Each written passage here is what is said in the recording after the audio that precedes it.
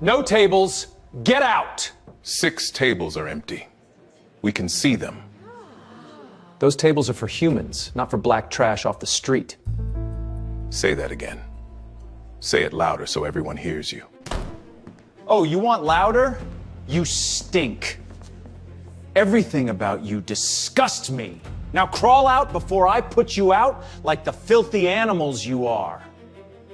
You're gonna regret every word. Remember this moment. What are you gonna do, cry? Carter Thompson, Nora Thompson. Then a woman at table 7 whispered their names, just their names. Gerald's laugh died. His face turned white, his body froze. He didn't know those names yet, but he was about to, and it would destroy him. Gerald Whitmore had been running the front of house at Le Valmont for 6 years. In that time, he'd turned away dozens of people he decided didn't belong. It was clean, quiet. Nobody ever pushed back. Until the night he turned away the man who owned the building. But we'll get to that. Rewind 2 hours. A Saturday evening in late July, Charleston, South Carolina. The summer heat hadn't quit. It clung to the cobblestones and rose from the harbor and wrapped around the old buildings on King Street like something alive. Carter Thompson and his wife Nora walked arm in arm down the sidewalk, unhurried. They'd spent the day wandering through the historic district, the Battery, Rainbow Row, the old market where Nora bought a sweetgrass basket from a woman whose grandmother had woven them in the same spot 50 years ago. Carter carried the basket now, tucked under his free arm. He wore a navy polo, linen pants, and leather sandals. Nora had on a yellow sundress and flat sandals, a silk scarf loosely tied around her braids. They looked like any couple enjoying a long weekend. Comfortable. Easy. 25 years of marriage had smoothed out the sharp edges and left behind something steady. What about that place? Nora pointed across the street. Le Valmont. A French restaurant set inside a restored antebellum building with tall windows, white columns, and a wrought iron balcony draped in wisteria. The kind of place that whispered old money from every brick. "We don't have a reservation," Carter said. Nora smiled. "Since when has that stopped us?" He laughed. She was right. Half the best meals of their lives had been spontaneous. A street stall in Bangkok, a family kitchen in Tuscany, a seafood shack in Maine where the lobster came still snapping. They crossed the street and pushed through the heavy oak door. Inside, Le Valmont was everything the exterior promised. Crystal chandeliers hung from coffered ceilings, white tablecloths glowed under candlelight. The clink of silverware mixed with low conversation and the soft notes of a piano playing somewhere in the back. It smelled of butter and wine and fresh bread. The dining room was maybe half full. 5 or 6 tables sat empty, their place settings untouched, napkins folded into perfect fans. Behind a mahogany podium near the entrance stood Gerald Whitmore, mid-40s, slim build, dark suit, slicked hair, a thin gold chain disappearing into his shirt collar. He had the kind of posture that suggested he believed the podium was a throne and the reservation book was his scepter. Gerald looked up as Carter and Nora approached. His eyes traveled, fast, practiced, from Carter's sandals to Nora's sundress to the sweetgrass basket tucked under Carter's arm. The smile he'd been wearing for the couple who'd just walked out vanished. Not all at once. It didn't crash, it simply receded, like a tide pulling back from shore, leaving behind something cold and flat. "Good evening," Carter said. "Table for 2, please." Gerald glanced down at his book, ran his finger along a page, looked up. "I'm sorry," he said. His voice carried the smooth, rehearsed regret of someone who wasn't sorry at all. "We have no tables available this evening." Behind him, the dining room stretched out wide and quiet. 5 empty tables. 6. White cloths gleaming under the chandeliers, place settings waiting for hands that hadn't arrived. Carter didn't turn around. He didn't need to. He'd already counted them on the way in. Nora's fingers tightened, just slightly, around his arm. Gerald didn't know it yet. Nobody in that dining room did. But the man he'd just turned away owned the ground beneath his feet. And within the hour, every person in Charleston with a phone would know exactly what happened at Le Valmont tonight. Carter kept his voice even. "Are you sure? It looks like there are a few open tables in the back." Gerald didn't blink. "Those are reserved, sir. We have a very busy evening ahead." He said sir the way some people say, "Please leave." Technically polite, functionally a wall.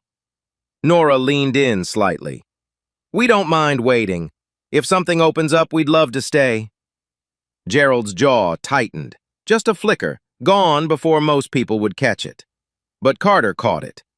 25 years in boardrooms had taught him to read the muscle before the mouth. "It could be a very long wait," Gerald said.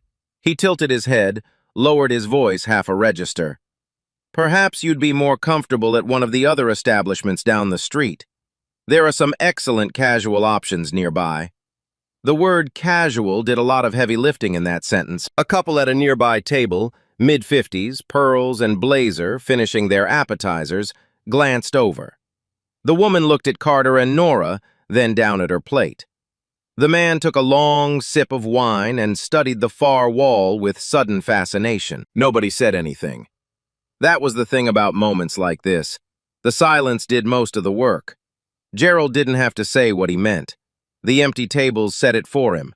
The averted eyes confirmed it. The whole room became a kind of quiet agreement.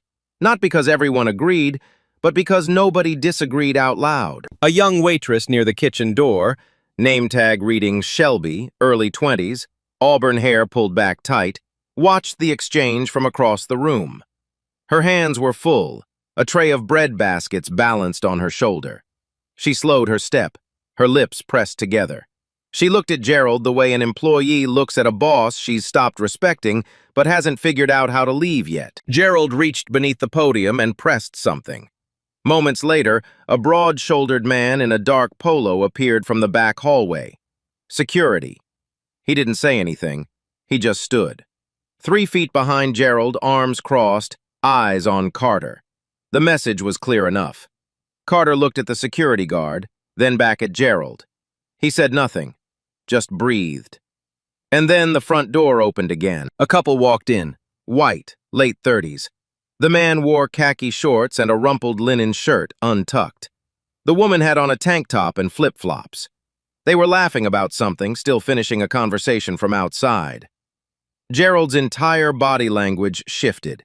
His shoulders dropped, his chin lifted. The tight line of his mouth softened into a smile, warm, practiced, effortless. "Good evening! "Welcome to Le Valmont." He stepped out from behind the podium, actually stepped out. "Table for 2? Right this way." He grabbed 2 leather-bound menus and walked them past Carter and Nora, close enough that Carter could smell his cologne, and led the couple straight to a window table. One of the tables that, 30 seconds ago, had been reserved. Gerald pulled out the woman's chair himself. The dining room murmured. A few heads turned. Someone at the bar coughed into their drink. Nora watched the whole thing. She didn't flinch, didn't gasp. Her face remained perfectly still, the way a lake goes still before a storm. Not from calm, but from everything pressing inward at once. She turned to Carter. Her voice was quiet, controlled, barely above a breath. "You saw that?" It wasn't a question. Carter nodded. "I saw it." Shelby saw it too. She stood frozen by the kitchen door, bread tray still on her shoulder, staring at Gerald with an expression that landed somewhere between disbelief and disgust. She'd worked here 11 months. She'd seen Gerald redirect guests before, the ones who didn't fit the ambiance, as he liked to put it. But she'd never seen it this blatant, this naked. She wanted to say something. She almost did. Her mouth opened. But then Gerald walked back toward the podium, and his eyes swept the room the way a lighthouse sweeps a coastline. Brief, mechanical, warning.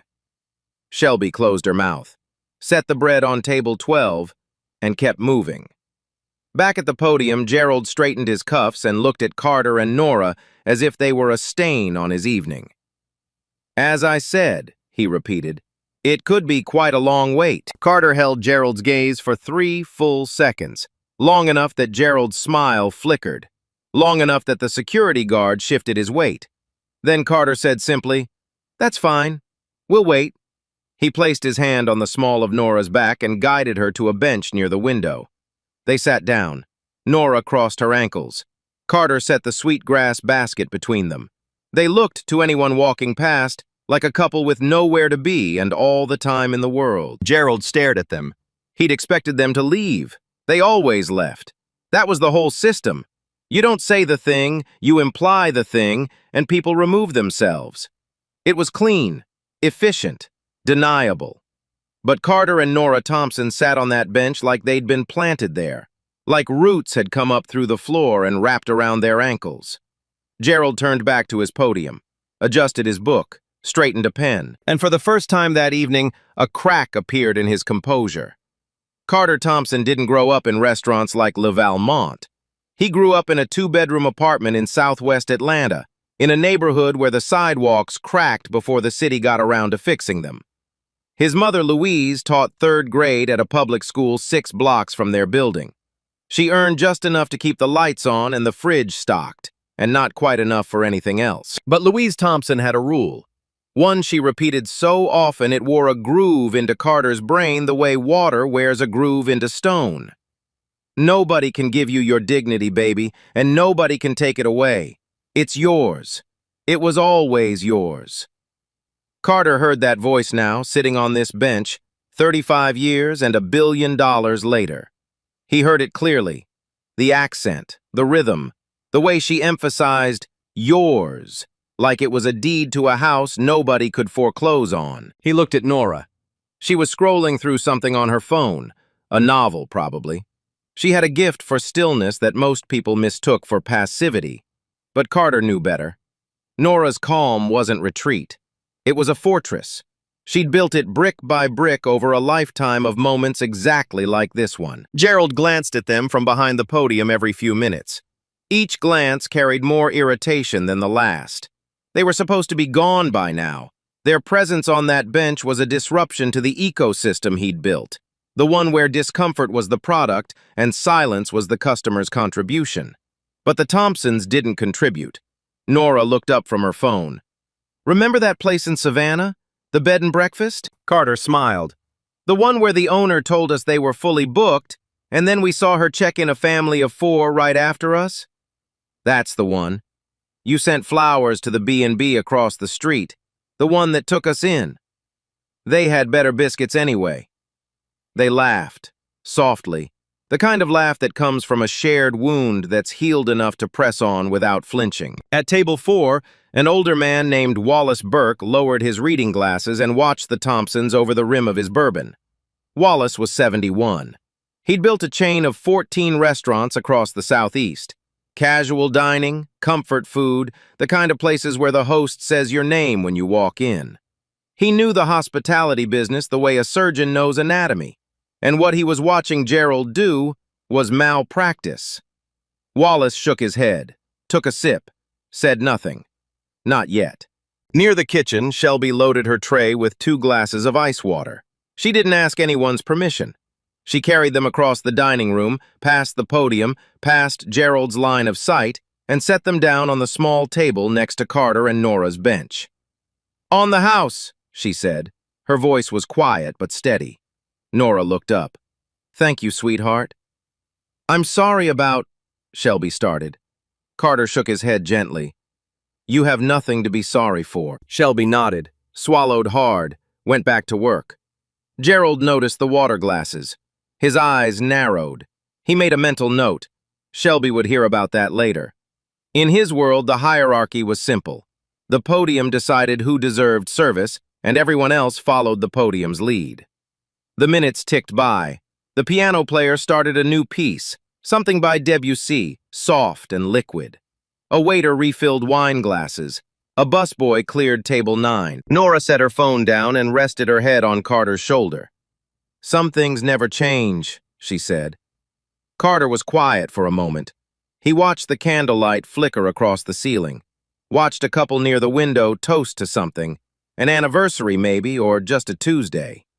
He thought about his mother, about the apartment in Atlanta, about every door that had closed in his face before he learned to buy the building. "No," he said, but we do. He took a sip of water, set the glass down, and waited. What Gerald didn't realize, what nobody in that dining room realized, was that Carter Thompson had spent his entire life turning closed doors into open ones. Not by kicking them down, by outlasting them. By standing still while the world rearranged itself around the simple, stubborn fact of his presence. Tonight would be no different. Table 7 sat near the back of the dining room, tucked against a wall of exposed brick. Two women sat across from each other, sharing a bottle of Sancerre and a plate of seared scallops. One of them was Vivian Ashford. Vivian was 53, sharp-jawed, silver-streaked hair cut just above her shoulders. She'd been a senior editor at Forbes for 14 years. She'd profiled tech founders, hedge fund titans, oil barons, and a sitting vice president. She had the kind of memory that latched onto faces the way a camera latches onto light. One exposure was enough. She'd noticed the couple at the podium when they first walked in. She'd watched Gerald's smile disappear.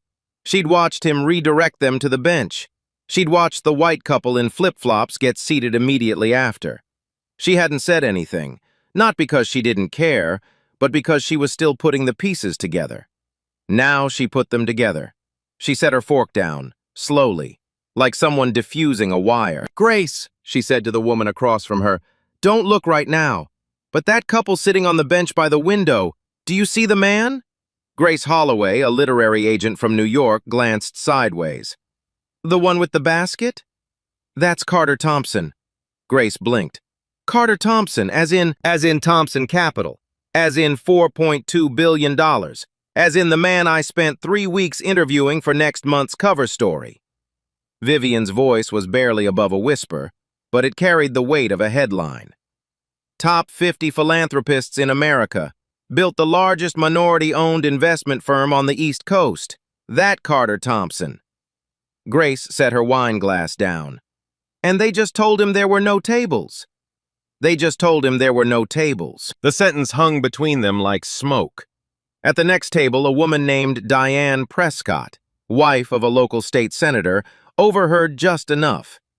Thompson and billionaire and no tables. She leaned toward her husband and repeated it. He pulled out his phone and Googled the name. His eyebrows climbed his forehead. Table by table, the information moved. Not loud, not dramatic. It traveled the way heat travels through metal, silently, steadily, until everything it touched was warm. A man at the bar typed something into his phone and showed it to the woman beside him. She covered her mouth. A couple near the piano exchanged a look, the kind of look that says, "Are you seeing what I'm seeing?" without a single word. Phones came out. Not to record. Not yet. Just to confirm. People needed to see the face on the screen and match it to the man on the bench. And when they did, when Carter Thompson's Wikipedia photo lined up with the man sitting 10 feet away holding a sweetgrass basket, the temperature in the room shifted. Wallace Burke didn't need Google. He'd seen Carter's face in Bloomberg Businessweek 2 months ago.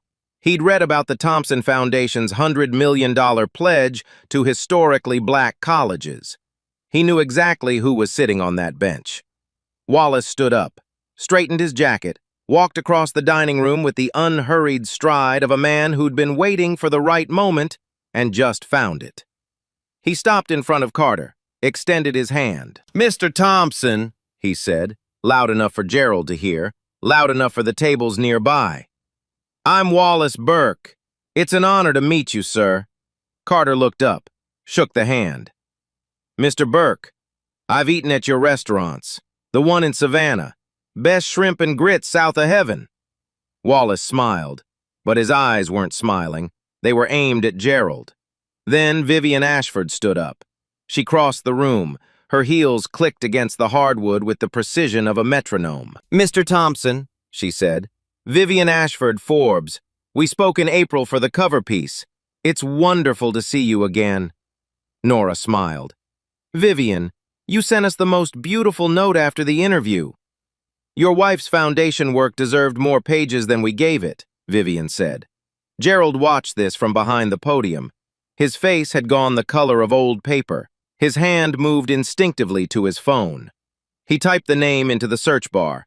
The screen filled with results. Carter Thompson, founder and CEO, Thompson Capital. Net worth, $4.2 billion. Forbes cover, forthcoming. Thompson Foundation, $100 million education pledge. Board member, 3 Fortune 500 companies. Gerald's thumb stopped scrolling. His mouth opened slightly, then closed, then opened again. The phone trembled in his hand. He looked up at the man on the bench. The man in the navy polo and leather sandals. The man he'd turned away like a stain on his evening. And the ground beneath Gerald Whitmore's polished shoes turned to sand. Gerald moved fast. He came out from behind the podium with the urgency of a man trying to outrun a fire he'd started himself. Mr. Thompson! His voice cracked on the second syllable. He caught it, smoothed it out, forced a smile that looked like it had been assembled from spare parts. I am so sorry. There seems to have been a terrible misunderstanding. We absolutely have a table for you, our best table, right by the window. Let me... He reached for a menu. Carter didn't move. A misunderstanding, Carter repeated. He said it slowly, tasted each syllable the way you'd taste something you weren't sure was spoiled yet. Which part was the misunderstanding, Gerald? Gerald's smile held, but just barely. The way a shelf holds when you put one too many books on it. You can see the sag, hear the creak, know it's only a matter of seconds. The tables. We have a complex reservation system, and sometimes... Was it a misunderstanding when you told us every table was reserved? Carter's voice was level, unhurried, each word placed with the precision of a chess piece. Or was it a misunderstanding when you seated that couple in flip-flops at the window table 30 seconds later? Gerald opened his mouth. Nothing came out. Nora stood up from the bench. She didn't say anything. She just stood, shoulders back, chin level, the yellow sundress catching the chandelier light. She looked at Gerald the way a teacher looks at a student who's been caught cheating and doesn't even have a good excuse prepared. Not angry, disappointed, which was infinitely worse. The dining room had gone quiet. Not the polite quiet of people lowering their voices. The heavy quiet. The kind that presses down on a room when everyone in it realizes they're inside a moment they'll be telling people about for years. The piano player had stopped mid-phrase, his fingers hovering above the keys like birds that had forgotten how to land. Forks rested on plates. Conversations died mid-sentence. Every eye in the room had found its way to the podium. Vivian Ashford stood at her table, phone in hand, not hiding it, not apologizing for it. She was documenting this the way she documented everything, with the calm, surgical focus of someone who understood that what was happening right now was already a story, already a headline, already an opening paragraph. Wallace Burke remained standing where he'd been, arms crossed over his chest. His expression had settled into something granite hard. He'd fired 3 managers in his career for exactly this behavior. He knew what accountability looked like when it finally showed up, and he knew Gerald had never once been introduced to it. "Mr. Thompson, please," Gerald said. His voice had dropped to something thin and breakable. The performance was collapsing. "If you'll allow me to..." "I'll allow you to listen," Carter said. The room held its breath. "My wife and I walked into your restaurant tonight to celebrate 25 years of marriage. We were polite, we were patient, and you looked at us and decided, in about 3 seconds, that we didn't belong here." Carter paused. Let the silence work. "You didn't ask our name. You didn't check your system. You didn't offer us the bar or a waiting list. You looked at us and you made a decision based on what you saw. And we both know what you saw." Gerald's lower lip trembled. The security guard behind him had stepped back 2 full paces, quietly distancing himself from the wreckage the way a man steps away from a building he knows is about to come down. "Here's what you didn't see," Carter continued. He wasn't raising his voice. He didn't need to. The quiet was doing all the amplifying for him. "You didn't see that I own this building. This building, Gerald. Thompson Property Holdings. The lease for Le Valmont. I signed it. It renewed 8 months ago. Your rent check goes into an account with my name on it." A murmur rippled through the dining room.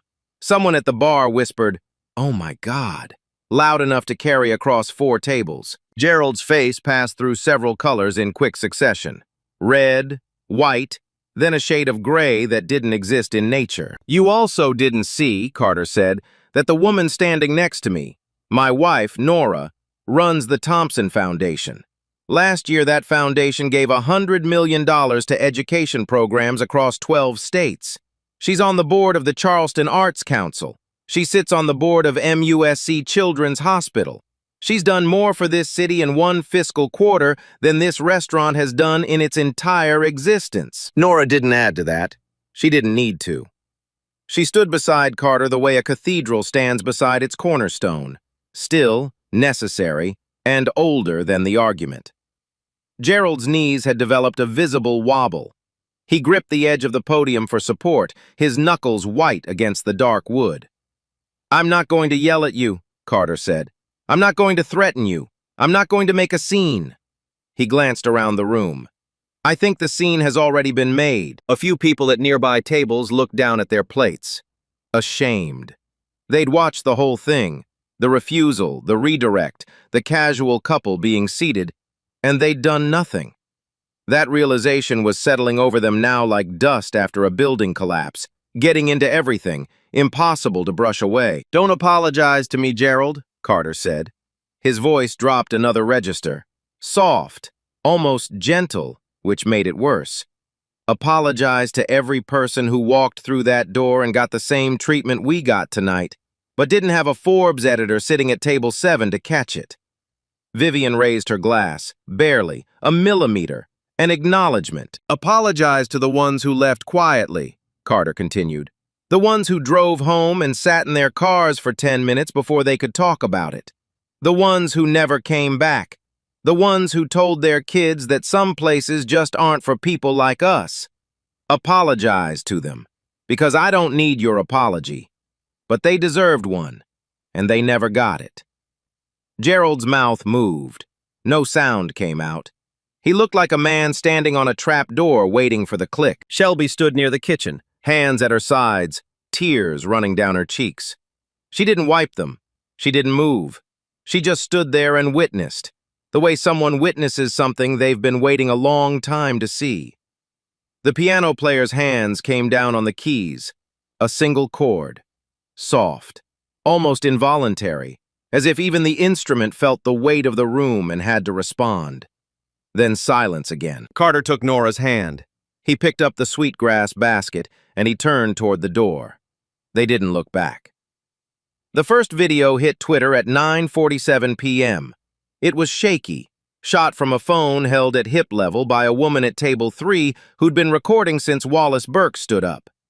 The angle caught Gerald's face in profile, the crumbling smile, the white-knuckle grip on the podium, the visible moment his legs decided they didn't want to hold him anymore. The caption read, "Restaurant manager denied a black couple service. Turns out the man owns the building. #LaValmont racism." By 10:15, the video had 12,000 views. By 10:30, it had 80,000. By midnight, it had crossed 2 million, and the #LaValmont racism was trending in 7 states. A second video appeared, this one clearer, shot from the bar by a graduate student who'd angled his phone against a cocktail glass for stability. It captured Carter's full speech, every word, the building revelation, the foundation, the apologize to them line, the walk to the door, the moment Carter and Nora stepped out into the warm Charleston night without looking back. That video went further. It crossed platforms. Twitter, to TikTok, to Instagram, to Facebook, to Reddit, to group chats that would still be discussing it 3 weeks later. Someone set the apologize to them clip to music. Someone else turned Carter's silhouette in the doorway into a meme template. The internet did what the internet does. It took a moment and made it permanent. Comment sections erupted. The discourse was immediate, loud, and relentless. "This man owns the building and they still tried to turn him away. The disrespect is astronomical. Imagine how many people got that same treatment and just left." Carter Thompson is class personified. I could never stay that calm. Gerald Whitmore needs to never work in hospitality again, or anywhere with a door. Vivian Ashford didn't sleep that night. She sat in her hotel room at the Belmond with her laptop open, 2 cups of black coffee gone cold on the nightstand, and wrote until 4 a.m. She filed the draft at 5. Her editor had it live on Forbes.com by 6:30 that morning. The headline, "Billionaire Philanthropist Denied Service at His Own Property. What happened next exposes a deeper problem." It wasn't just a story about Carter. Vivian widened the lens. She interviewed 3 former Le Valmont employees before noon, all of whom confirmed that Gerald's behavior wasn't an anomaly. It was policy, unwritten, unspoken, but universally understood by every person who'd ever worn the Le Valmont apron. Certain guests were redirected. Certain reservations were lost. Certain people were made to feel that Le Valmont was not their kind of place. The pattern wasn't hidden, it was hiding in plain sight. It had been hiding there for years. By Sunday afternoon, the story had been picked up by CNN, The Washington Post, NBC News, and The Guardian. Local Charleston News ran it as their lead segment. A clip of Carter's speech played on a loop across cable news. The words, "apologize to them," becoming a kind of rallying cry that transcended the restaurant and touched something deeper, something a lot of people recognized from their own lives. Antoine Marchetti, the owner of Le Valmont, a third-generation restaurateur who spent most of his time at his vineyard in Napa Valley, called Carter's office Sunday morning. His assistant patched the call through to Carter's cell. "Mr. Thompson, I want to express my deepest, sincerest apologies," Marchetti said.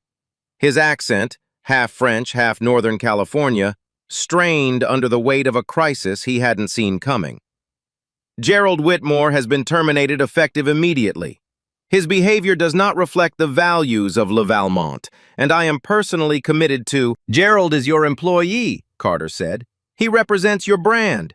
He stood at your podium wearing your name on his lapel, carrying out practices that, according to 3 of your former staff members, have been going on for years." A pause, long enough to fill with everything that didn't need to be said.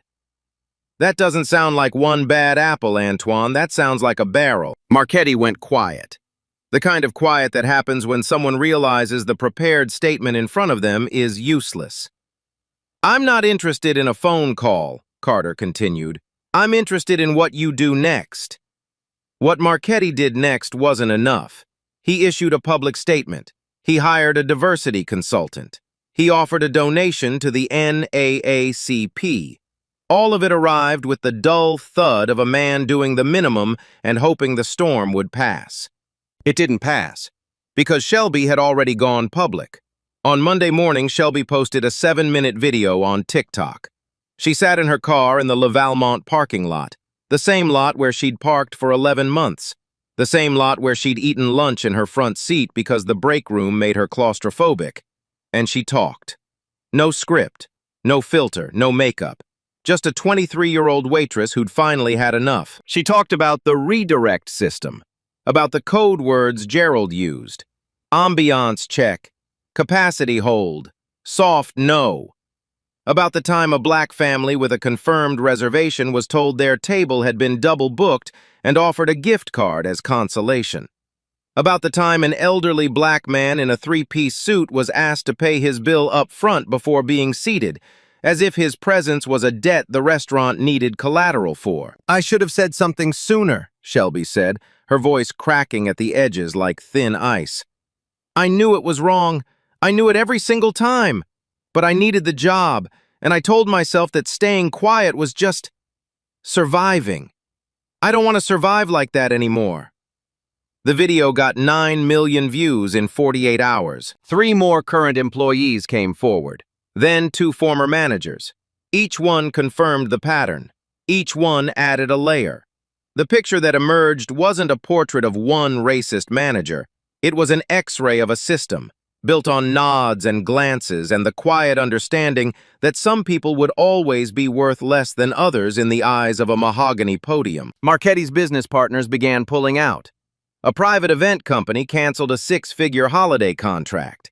A premium wine distributor severed ties.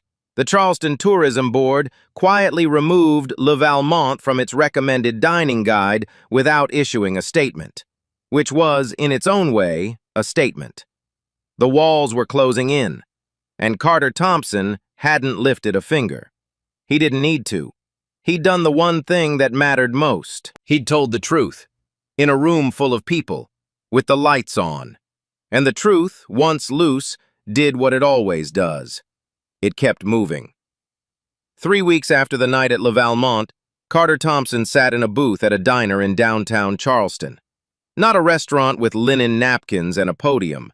A diner.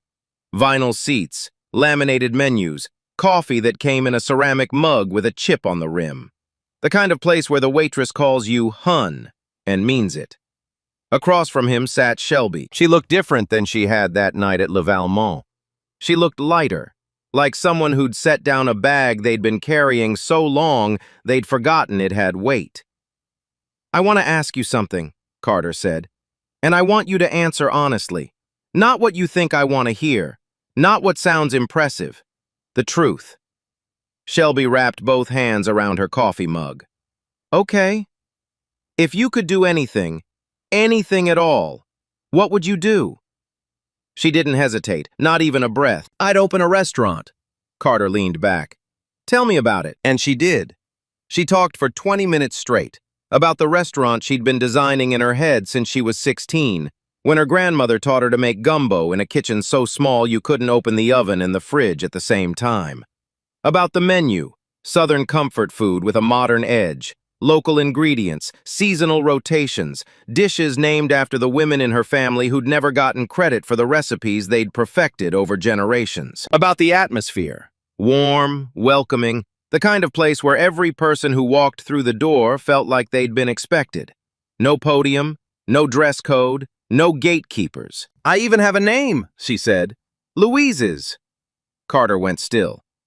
"Louise?" "It was my grandmother's name. She's the reason I cook. She's the reason I do anything." Carter smiled, a real smile, the kind that starts somewhere deep and takes its time reaching the surface. His mother's name had been Louise, too. He didn't say that. Some things you keep because sharing them would dilute them. "Here's what I want to offer you," Carter said. "The Thompson Foundation has a full scholarship at the Culinary Institute of America. 2 years. Tuition, room, board, books, supplies. Everything covered.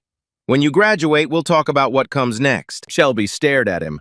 Her mouth moved, but nothing came out. Her eyes filled. She pressed her palms flat on the table like she needed to make sure it was real, that the table was solid, that the diner was solid, that the man sitting across from her was solid, and not something she'd dreamed up during a double shift. "Why?" she whispered. "Because you brought us water," Carter said. "When nobody else moved, you moved. That tells me who you are. The rest is just training," Shelby cried. Right there in the booth, face in her hands, shoulders shaking. The waitress came over, saw what was happening, left a stack of napkins on the table, and backed away without a word. Some moments don't need interrupting. Meanwhile, the Le Valmont story continued its slow, grinding work. Marchetti tried everything. A redesigned website. A public apology video that felt like it had been written by a legal team, because it had. A promise to donate 10% of revenue to civil rights organizations. But the internet has a long memory and a short patience for performances that smell like panic dressed in good intentions. The lease on 114 King Street, the historic building that housed Le Valmont, was set to expire in November. Carter's property management team sent a standard notice. The lease would not be renewed. No dramatic announcement, no press conference, just a letter, certified mail, 2 paragraphs, clean and final as a period at the end of a sentence. Marchetti called Carter's office 17 times in 1 week. Carter's assistant took polite, detailed messages. Carter didn't return a single one. By October, Le Valmont served its last dinner. The staff had already scattered. Most of them had found other positions weeks earlier, aided by a quiet network of Charleston restaurant owners who'd reached out after Shelby's video. Wallace Burke hired 2 of them himself. He told a reporter it was the easiest hiring decision he'd ever made. The building at 114 King Street sat empty for exactly 31 days. On the 32nd day, construction crews arrived. They stripped the mahogany podium out first. That was Shelby's idea. She'd asked Carter if she could be there when they removed it. He said yes. She watched two men carry it out the front door and load it into a truck headed for a salvage yard. She didn't say anything. She just stood on the sidewalk with her arms crossed and watched it go, the way you watch the last piece of something old make room for something new. The renovation took 4 months. The crystal chandeliers came down. The white tablecloths were donated to a women's shelter on the other side of town. The wrought iron balcony stayed. It was part of the building's history, and Carter believed in keeping history visible, even the uncomfortable parts, especially the uncomfortable parts. In their place, an open kitchen with industrial steel counters, a teaching lab with 12 stations, a community dining room with long wooden tables designed for sharing, a reading corner stocked with cookbooks donated by chefs from across the country, their spines already cracking from use before the doors officially opened. The sign above the door read, Thompson Community Kitchen. Below it, in smaller letters, where every seat is your seat. The grand opening was on a Saturday in March. The same kind of warm Charleston evening that had brought Carter and Nora to King Street a year earlier. The air carried the same jasmine, the same jazz from 2 blocks over. But the building wore a different face now. Shelby spoke first. She stood at a podium, a simple wooden lectern, nothing like the mahogany fortress Gerald had once commanded, and addressed a crowd of 200 people gathered on the sidewalk and spilling into the street. "A year ago, I worked in this building," she said. "I served bread and kept my mouth shut and told myself that silence was survival. I was wrong." She paused, looked out over the faces. "Survival isn't silence. Survival is this, all of you, standing here, in a building that used to keep people out and now exists to bring them in." Nora sat in the front row. She was crying. She didn't try to hide it. Carter stood in the back corner, arms folded, leaning against a wall that now belonged to something better than it had before. He wasn't smiling. He was doing something quieter than smiling, something that lives in the chest and doesn't need a name. Gerald Whitmore, according to a single line buried in a Charleston Post and Courier follow-up piece, had relocated to a suburb outside Tampa. He hadn't worked in hospitality since. No one had called. 2 years later, the Thompson Community Kitchen had graduated 214 students. 80% found employment within 3 months. Some went to established restaurants across the Southeast. Some started catering businesses out of their homes. A few landed positions at hotels and resorts that 2 years earlier wouldn't have looked twice at their resumes. 12 of them opened their own restaurants. Shelby was one of the 12. She graduated from the Culinary Institute of America in the top 5% of her class. Her final thesis, a farm-to-table concept rooted in Gullah Geechee cooking traditions, earned the highest marks her advisor had given in 11 years. She came back to Charleston, found a space on a quiet street 4 blocks from King Street, close enough to remember, far enough to breathe. The restaurant was called Louise's. It opened on a rainy Thursday in October. No grand ceremony, no ribbon cutting, just Shelby in a white chef's coat, standing in the doorway of her own place, watching the first customers walk in. A family of 4, a couple on their first date. An elderly man in a 3-piece suit who sat at the counter and ordered the gumbo without looking at the menu because someone had told him it tasted exactly like the kind his mother used to make. There was no podium at Louise's. There was a chalkboard by the door that read in Shelby's handwriting, "Welcome home. Sit anywhere." Carter and Nora drove down from Atlanta for the opening. They didn't announce themselves. They walked in, sat at a corner table, and ordered the tasting menu. Nora had the shrimp and grits. Carter had the red rice and braised short rib. They shared a slice of sweet potato pie that Shelby brought to the table herself. "How is it?" Shelby asked. Carter looked at her, looked at the room, looked at the full tables and the open kitchen and the chalkboard by the door. "Your grandmother would be proud," he said. Shelby pressed her lips together, nodded, walked back to the kitchen before the tears could catch up. Every year after that, Carter and Nora returned to Charleston for their anniversary. They didn't go to King Street. They went to Louise's. Same corner table, same tasting menu, same sweet potato pie. The Thompson Community Kitchen, meanwhile, became a model. Wallace Burke partnered with the foundation to open satellite programs in Savannah, Atlanta, and Birmingham. Each one carried the same principle: train people who've been overlooked, fund people who've been underestimated, and build doors where walls used to be. Carter gave an interview to The Atlantic 18 months after the incident. The reporter asked him what he wanted people to take away from the story. Carter was quiet for a moment. Then he said, "Dignity was never about the table. It was about who we choose to be when someone tries to take it from us. Nora and I didn't walk into that restaurant to prove anything, but when we walked out, we left proof." The reporter asked what he meant. "Proof that the way you treat people when you think nobody's watching, that's who you are.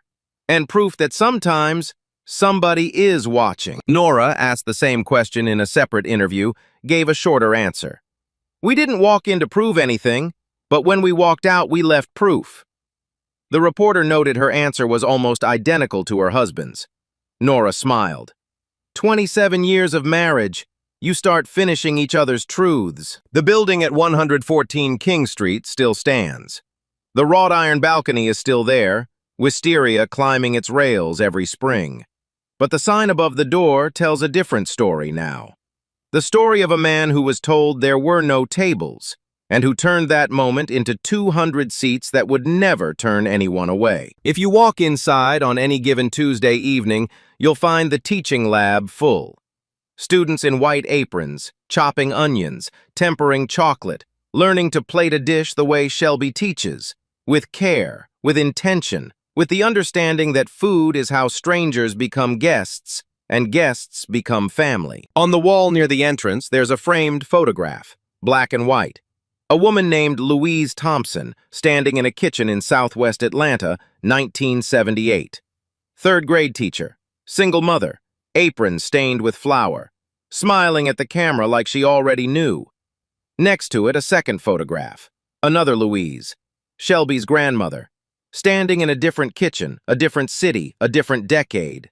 Same flour, same smile, same knowing look. Two women who never met, hanging side by side on a wall in a building that exists because their names meant something to the people who loved them.